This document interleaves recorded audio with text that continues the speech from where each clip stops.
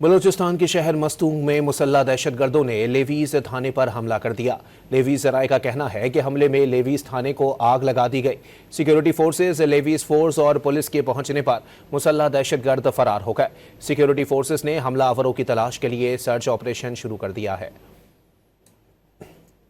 बलूचिस्तान के शहर मस्तूंग में मुसल्लह दहशतगर्दों ने लेवीज थाने पर हमला कर दिया।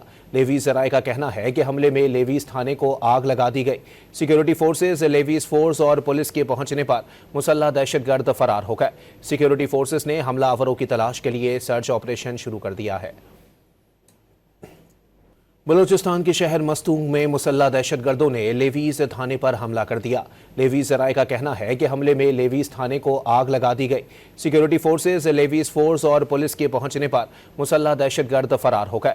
सिक्योरिटी फोर्सेज ने हमलावरों की तलाश के लिए सर्च ऑपरेशन शुरू कर दिया है।